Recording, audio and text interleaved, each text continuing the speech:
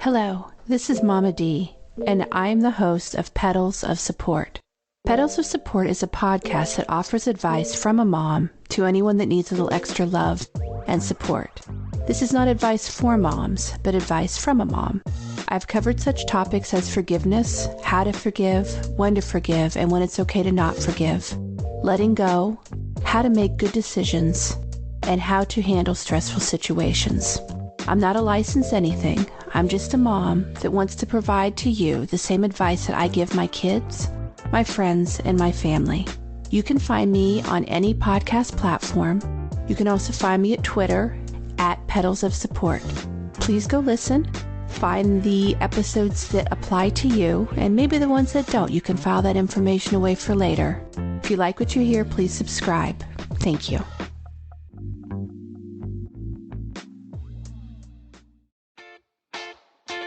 You're only given a little spark of madness. Followed Mr. Carpenter. What he saw couldn't have been a dream. It was too real. But it couldn't have been true either. It was too deliciously frightful. Frank, that's yesterday. Old times are only good when you've had them. Night after night, all alone. Daddy's all pent up. Let's freak. Irrational thought. Everyone in this room is now dumber for having listened to it. Why, hello, and welcome to another episode of the Film Spark podcast. I'm your host, Ebony, and this week we'll be discussing the film 1 Hour Photo. Now, if you're a regular listener, first of all, thank you. And second of all, you'll notice that I didn't have my usual intro. That being some sort of song related to the film and a little intro before the main theme song. And the reason for that is I don't feel it was appropriate for this film. This film deals with a lot of dark themes and issues, and I didn't feel it was appropriate to have some sort of jingle or song at the start with an intro. I sort of just wanted to get straight into it. So if you're wondering why that didn't happen, that is why.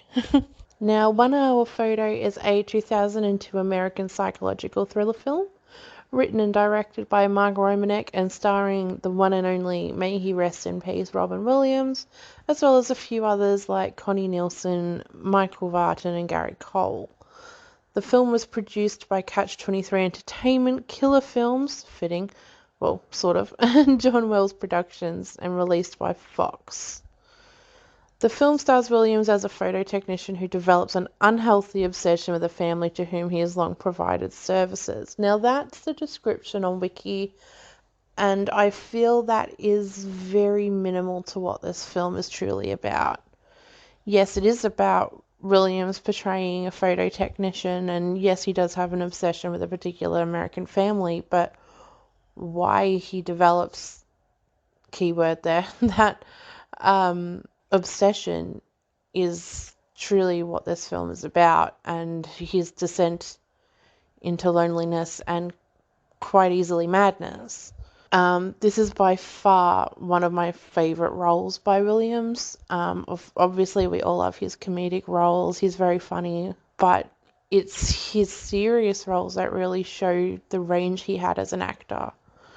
And this was definitely one of those films. You start off with seeing Williams' character or Seymour as, your average photo technician. For those of you, if you're too young to know what that is, before we had phones, we had phones, but before it became more digital, we obviously had to develop the photos. And first of all, nostalgia feels.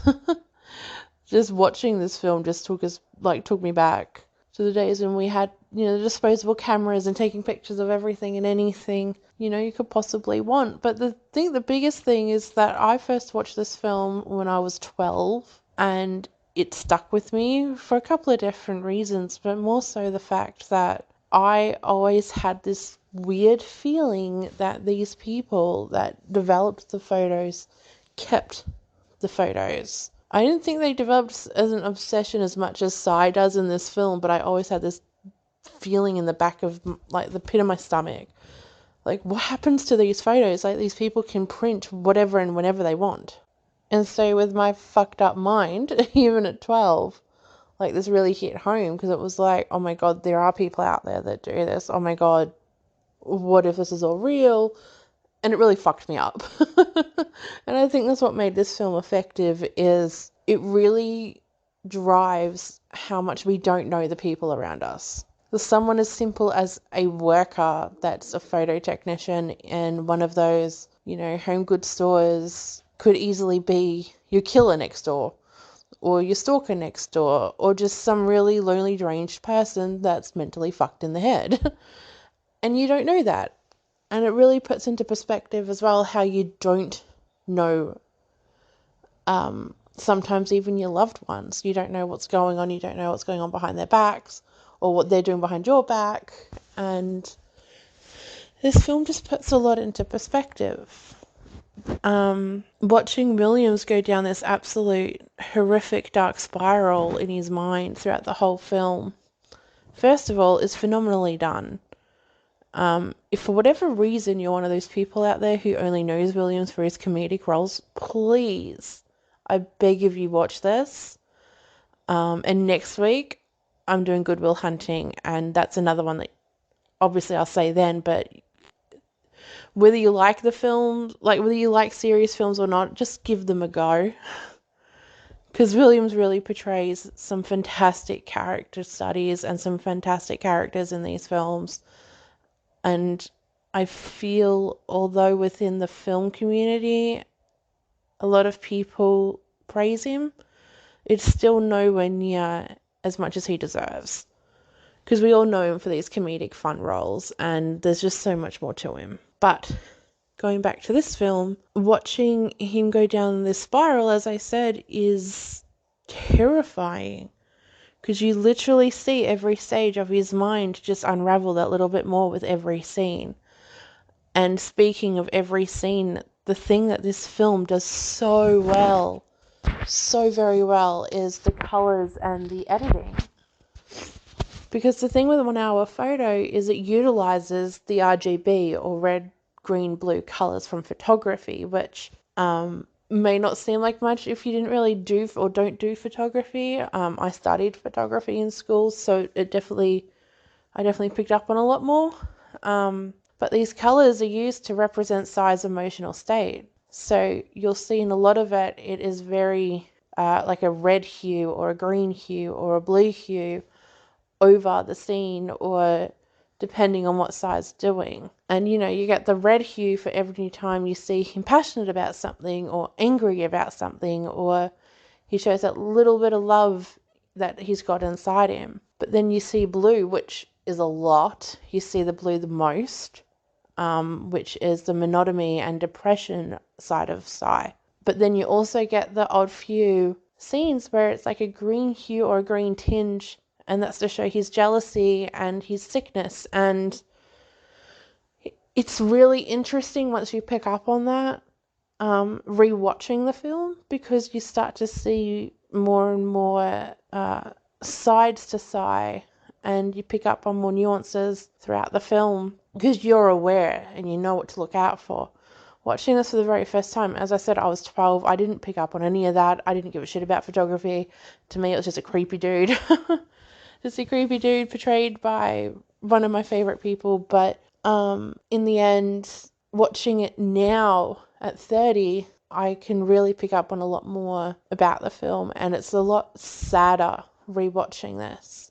Now, obviously, it's a little bit sadder as well because, unfortunately, Robin's passed away, and he was just such a phenomenal actor and an absolute beacon of light on this world, which is exactly why I used his line about, a little spark of madness at the start of my episodes, is because he's not wrong, and I absolutely adore the guy, but watching this now just as a film and not taking into account that he's no longer with us, and putting my personal emotional state aside, it's heartbreaking. The way that this film makes you feel for Psy is incredible, because obviously for the majority of the film, you're not on his side. He's the creepy guy. You want justice for the family and whatnot. But there are some scenes where you see Sai break, and you see him as a true human being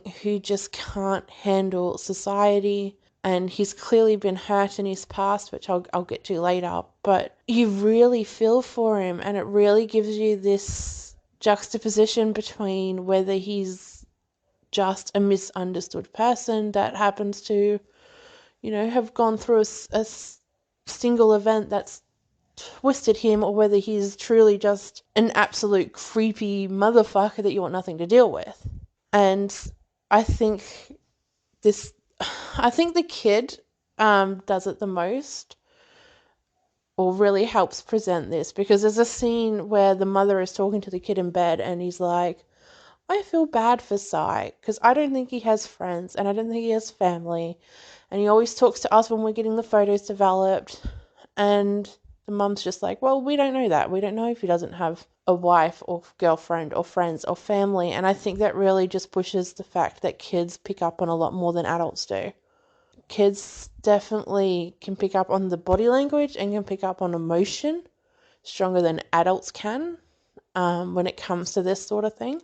Now, I understand that she was probably just telling him this to keep the kid, give him a bit of hope and be like, Sai's okay. But I think it also really does show the sort of attention to detail kids pick up on in any scenario. Now, when it comes to the main storyline and plot, Sai develops these photos for this one family, this family who has like this $1 million fucking house. He sees their lives through the photos because he's been developing the photos for pretty much ever since the kid was born, which I think they say he's like 11 or 12 in the film. So, he's got this understanding of the family. He feels part of the family. He's been developing these photos. He sees their holidays. He sees their ups. He sees the downs in the photos. He sees everything. And he feels like he's part of this family. He feels his Uncle Sai. He's Jake, which is the kid. He's his uncle, and wants to support and wants to help and wants to feel included. And watching this side of Sai is how you develop those that understanding and that warmth of the character. Is he just wants to be included. He just wants to be part of society. He wants a family.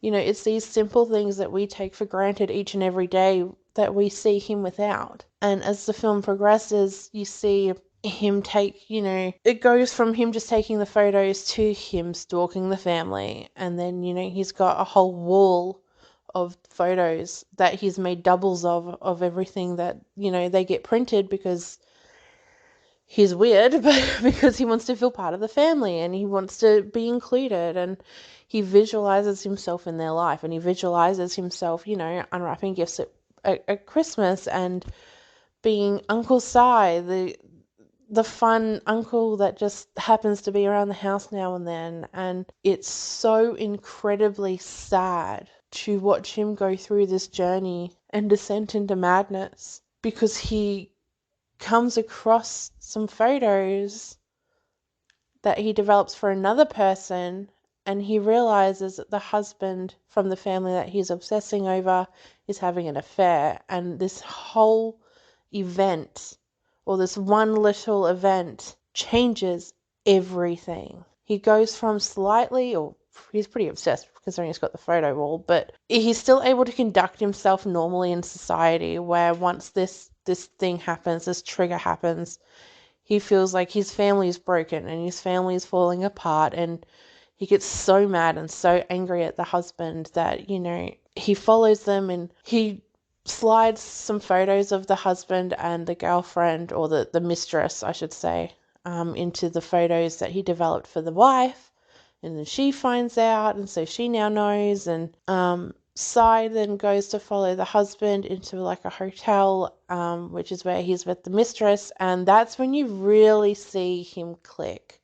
So, sorry, I actually missed a key point. So between developing the photos of the mistress and the hubby, and going to the hotel, Cy actually loses his job, and we know this is everything. Cy is photography. Cy is the photo development. That's his whole life. He's been doing it for 11 years. It's him. It's who he is. So when he loses this, it just starts to spiral into descent. So he's seen his family fall apart. Then he loses his life and pride and joy, which is the job. And he's like, well, what's the point? What else do I have? So he follows the husband, and he goes and he follows the husband to the hotel, and then, you know, he's got a knife, and he starts threatening the husband with the mistress. But the thing is, and this is a really key point, you never see, so what he does is he sits on the edge and he tells him to pose in some really lewd photos, but he never actually takes the photos. You never see him click the button. You never see him actually take any photos of the couple. He just has them pose and threatens them with the knife. He doesn't ever injure them, and he doesn't actually take the photos, which you don't pick up on until later. But you know, at this point he has the police and FBI after him, because of the photo wall and whatever else, and they catch him. And when he's in the police station, he's in the questioning room, they give him the photos that were on the camera, because he'd left the camera behind in the room. And this camera that we thought he had actually taken photos of them, you know, being lewd and whatnot, it was just random photos of the hotel room. Completely empty, completely harmless. It's a photo of a tap, a wall, drapes, you know, that sort of thing. And it's at this point he sort of snaps at the police officer, and he talks about how, you know, as a parent and as a human being, how can you treat your kids that way? How can you expect them to pose in particular positions while your parents or your father takes photos? And it's at this point you realize that when Cy was a kid, he unfortunately was abused. He went through some child abuse with his father, and, you know, the reason he got glued to photography so much and being a photo developer is because, you know, that's that event that happened when he was a kid. Like, he likes seeing what true family is like, and people happy, and, you know, it's like he says in the film, and if these pictures have anything important to say to future generations, it's this: I was here, I existed, I was young, I was happy, and someone cared enough about me in this world to take my pictures. And that saying is said about maybe halfway through or 2/3 of the way through the film, and it really puts into perspective how he viewed photography and how he saw these families and these strangers in these photos. He just wants to be seen. He just wants to be loved. He just wants to exist. And in his current state, he feels he's none of that. And that's why he latches onto this one family so much, because it seems like the perfect American family. You get the mother and the father and the child and the birthday photos and the vacations, and he latches onto that because he never had that himself. And when you realize that, you feel, even after everything that's happened in the film and the shit that he's done, you end up feeling so sad for him.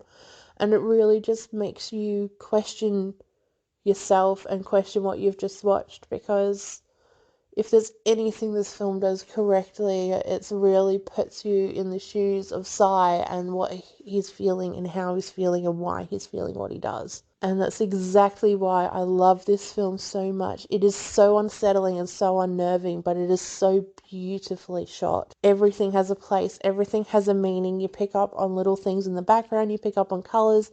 You pick up on everything the more you watch it. And you go down this absolute spiral and mindfuck of a journey every time you see it, regardless of what you know is coming at the end. And I think it's just so well done. And Williams portrays it so damn well. And it's It's absolutely one of my favorite movies of all time. It's not a 5 out of 5 film. There are issues, but this film does what a lot of other films fail to do. And there's a lot of films out there that use the color gradient and the color coding and the color, variants and whatnot with the whole red, green, blue, or utilizing lights and shading to compare or link with characters' feelings and emotions. And sometimes it's overdone, and this film just does it so perfectly. This film does it so perfectly. With the link to photography and the red, blue, green, and the red is love and anger, and blue is depression, sadness, and green is jealousy, and it's so good. I love this film so, so much. So with that being said, I absolutely rate it a 4 out of 5. As I said, there are little things here and there that they probably could have done better and they probably could have changed, but I just love this film so much. It's absolutely one of Williams' best performances of all time. May he rest in peace. It is absolutely sad what happened to him. It's really heartbreaking to watch this film now, watching the character, spiral into madness, but my God, this film. I just love this film so much. And I love you guys for listening. So with that being said, thank you so much for listening. I hope you've enjoyed this. It's a little bit different to what I usually do. We've done a lot of horror and comedy recently. I am starting to dive into some other stuff. Like I said earlier in the episode, we do have Good Will Hunting next week, which I'm so excited for. I haven't watched that film in years. So yeah, we've got that coming up. We've got a Patreon pick coming up, which means you can join the Patreon. The links are in the link tree in the show notes on every single episode. Absolutely join. There's some cool perks in there, including picking one for the month, picking a film. So with that being said, I'll leave you guys to it. Thank you so much for listening and have an absolutely fantastic day. Bye, guys. You were just listening to the Film Spark podcast. For all your film needs and more. Like what you heard? Give us a shot. Follow us on Spotify, Apple, Good Pods and more. Or follow the socials at film_spark_pod. You know what? Just follow us on everything. Check out the link tree. linktr.ee/filmsparkpod. Find us, follow us, give us a shout. We always want to hear from you.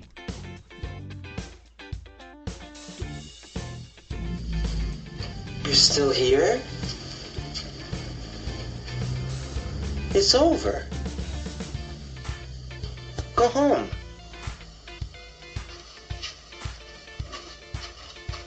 Go.